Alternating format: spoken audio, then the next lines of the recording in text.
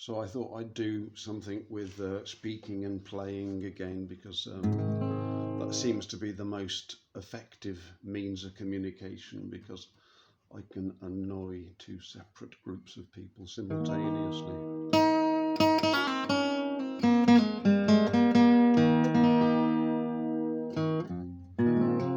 This old Yamaha is surprisingly good, I think, for a very cheap guitar. Um, I, I'm quite drawn to it sometimes because it's more analytical than the Taylor. It's harder to play actually, I think, um, because it's so clear toned. The Taylor's very forgiving. It's just so resonant, and it's got a beautiful, rich and warm tone.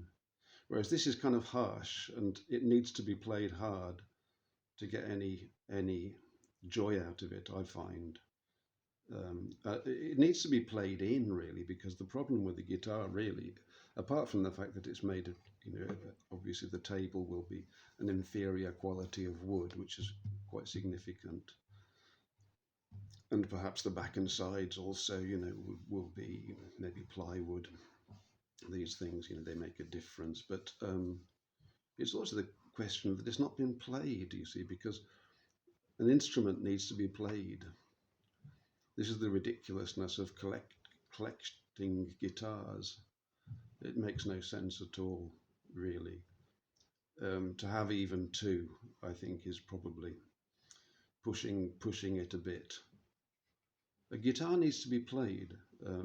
It's a living instrument, and if you don't play it, it goes to sleep.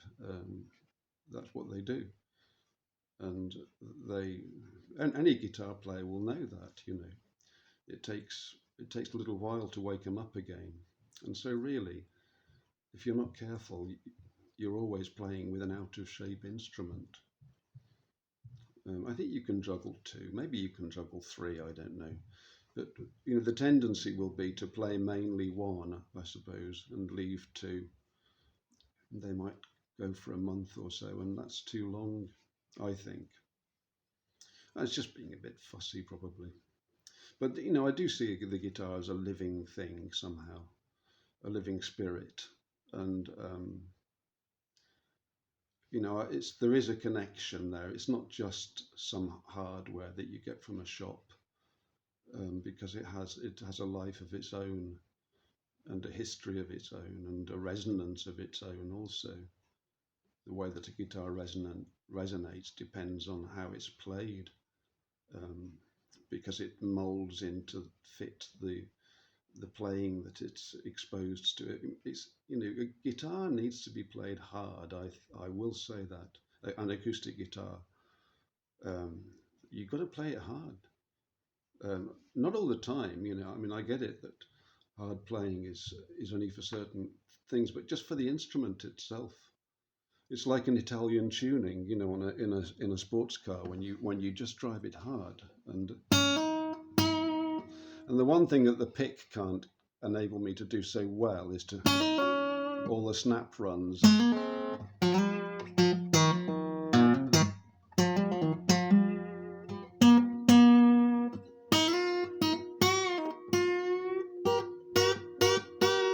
This kind of stuff.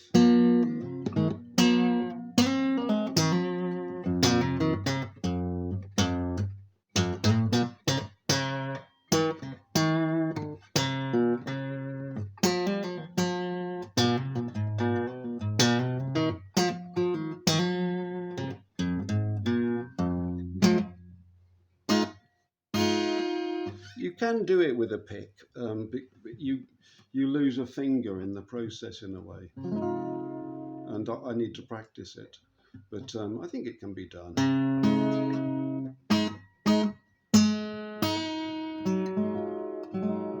I started off by doing some exercises on the guitar, and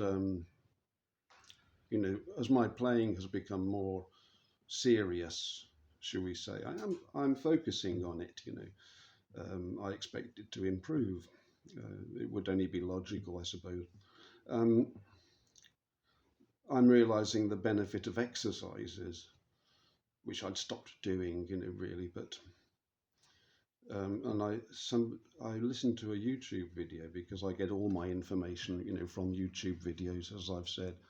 And the guy was saying it's a good idea to start your session with scales and exercises, because once you get into the swing of things, you won't feel like doing those things so much. Whereas, it will help you to get in. And it is true. I've tried it, and I would really recommend it. Not only that, it also gives you ideas. Because when you start playing scales, you might be playing notes to which you are not accustomed on the instrument. So I started off with just a chromatic scale, which I quite often play,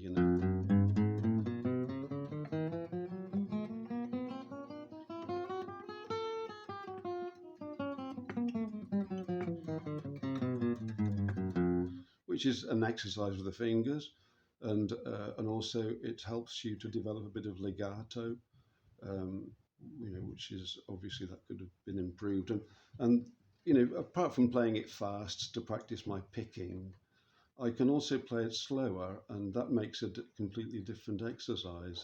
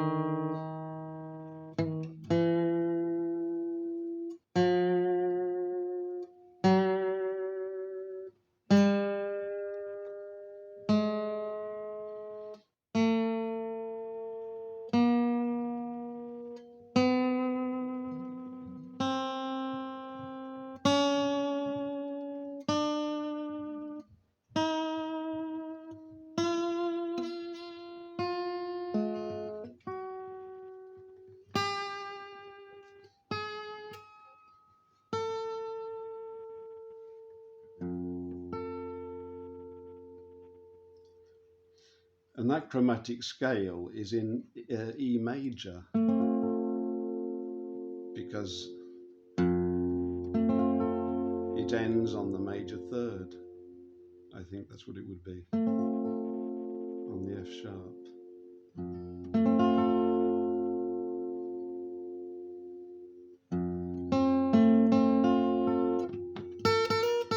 It's not an F sharp at all, of course. It's an A flat.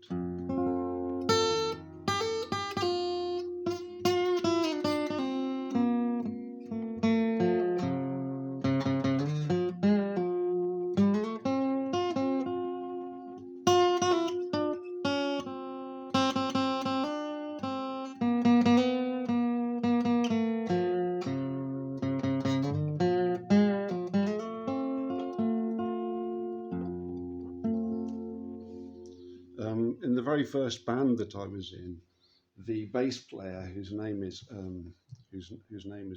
Chris Cross, as I remember it, he was a very friendly guy from the Black Country, and a good bass player, and also a very good musician. Actually, maybe he went on to have a career. Um, he was probably the most talented member of the band, I suppose. Really, looking back. I mean, of course, I thought I was, but that's just obvious. Um, and he'd written a song, and we did it. One of the first songs that we did in the band. I don't know what he called it. Following the Sun, perhaps, or something like that. And it went. I'll try and play it.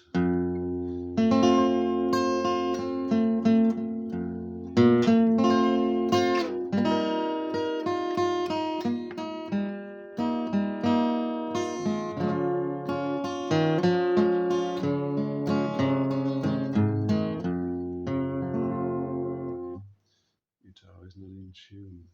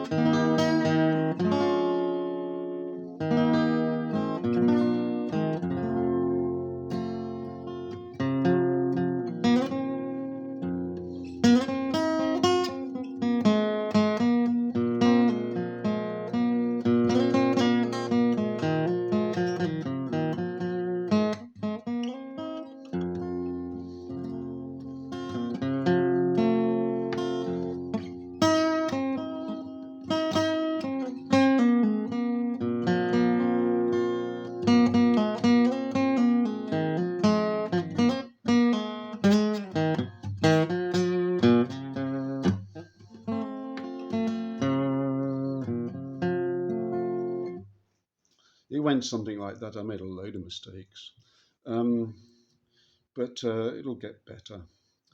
I never really learned it, you see.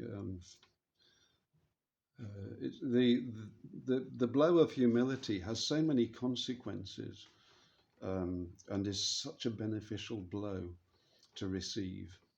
It's not pleasant to get it, of course.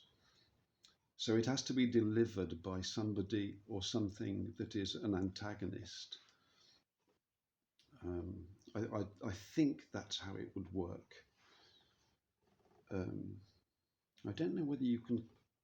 You see, if you seek it consciously, then you're using the ego, as it were. And so you can always claim ownership of your action.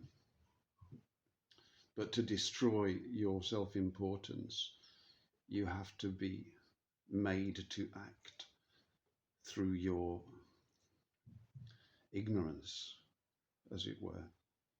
You have to be caught up into the mystic, and it can be done through an action or through a word, or it's a spell, I suppose, ultimately, that just knocks you out of orbit. I don't know what it would be. I mean, I suppose in some cases it could be a sudden illness of very grave consequences, or something like that. Perhaps, I don't know. But I found it very beneficial in general to my thinking process and to my life, really, because although with obvious room for improvement, I am focusing on improving my guitar playing, on playing the guitar and enjoying it. And I've acquired a small stereo system, and I'm listening to music again. I'm looking forward to the delivery of a turntable, and I shall buy a record or two. I haven't got any. So, I feel very blessed in my life. I mean, to be having such luxuries around me really is, I do feel a little bit of shame about it also, but, I'm paying my bills and so on and so forth. And I think my work will be blessed also, you see. And in fact, the early part of the year I do have a very interesting job that will be, fairly profitable, which I should be doing as I speak, obviously.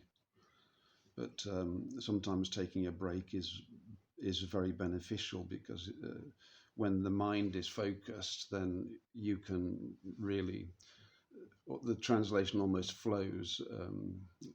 And I find sometimes on rereading what I've written, I don't even want to change it all that much, although most of the time I want to change it very severely. So the second draft will take possibly as long as the first one. And I haven't finished the first one. So such is life, but it's a blessing to have the work,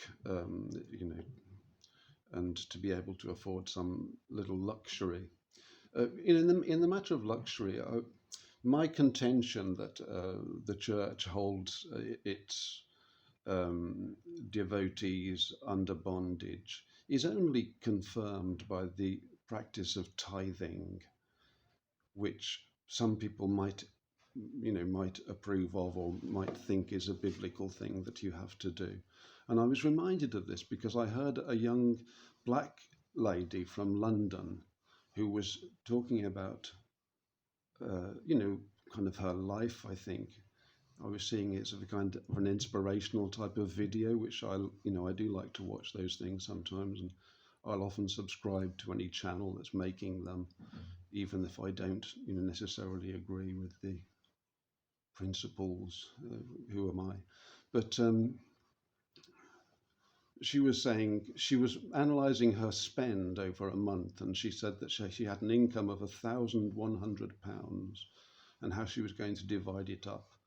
And the first thing that she put on the list was her £130 for her tithe for the church. And she explained that she was a Christian, so this is what she was giving to the church. Well, I mean, I'm sorry. That's not what the Bible tells you. Why do people, and why does the church not put them right? Well, of course, because they have a vested interest, don't they? They have a vested interest in maintaining the lie. I'm not saying we shouldn't be open-handed. I mean, the Bible teaches it very clearly. If any man will withdraw his hand, then it's not me that's judging him. It's another one, isn't it? So of course, as a believer must honor the king. And if a man has read the Bible, then he knows what the king has commanded.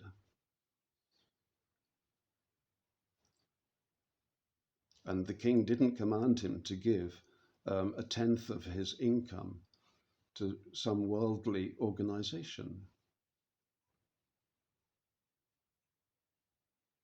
That's not a commandment of the king or of Jesus Christ. If we make a difference between God and the Son, which I don't really do, I just say the king, and I mean, the king is the king. God is in the king, king is in God, Jesus Christ. It's shameful, you see. And she was obviously, because she'd given £130, I realised that she'd tithed the gross amount. And when I looked into tithing and I started to consider, I was attending church and I started to consider the matter, and I looked it up and discovered that there were many who would say, yes, you really shouldn't tithe your net income, but tithe the gross. So that it's a little bit extra for the church, really, and a little bit less for you. And the reasoning, of course, is, well, you wouldn't withhold your hand in the face of God. It's not the church, it's God. No, it's the church. It's in the rest of your life that you can, not withhold your hand, as it were. That would be advisable. And the Lord will bless you and make sure that, he doesn't take more than a little from those who have little.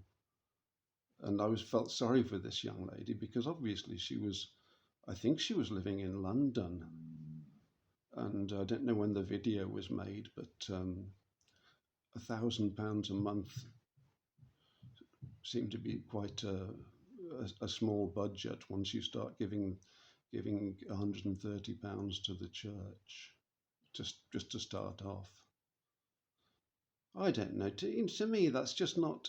It's not. There's nothing Christian about the whole thing, and if people would just realise that. I'm not suggesting that people who are in the church are aware of the mechanism and are rubbing their hands in glee at the money being collected. I know that the money will be devoted to quote unquote charities, but people need to look at charities, and they need to look a little bit carefully. I'm sorry to have to say it. It's another organization.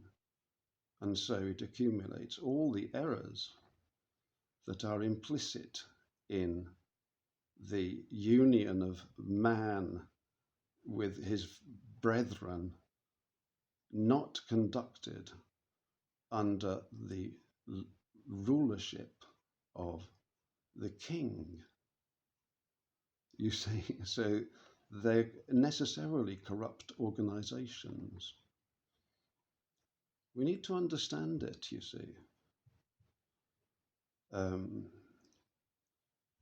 What is the church? It's the body of believers.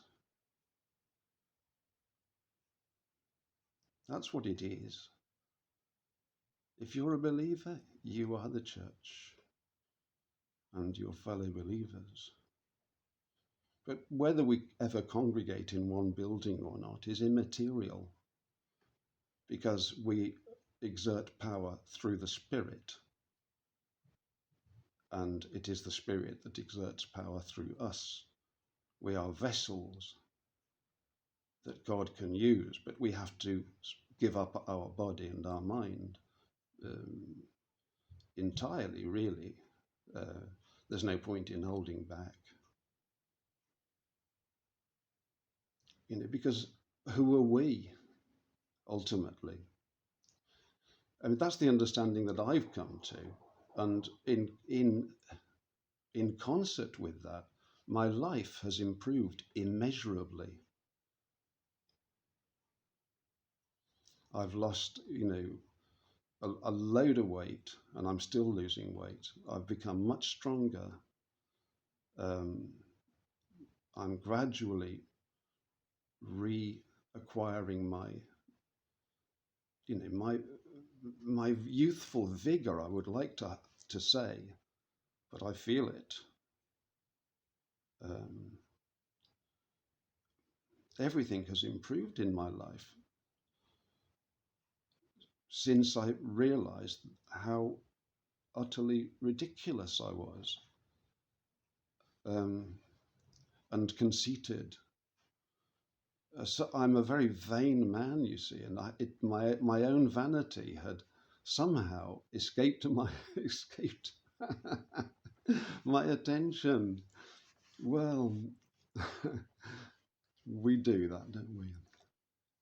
And I'd done it big time. But once my eyes were opened, it freed me, you see. So, I mean, now, like, say, playing the guitar or something like that, which I'd always been very nervous to go and play the guitar in public, because, again, I do these things in my vanity, and I couldn't allow my vanity to be harmed in any manner.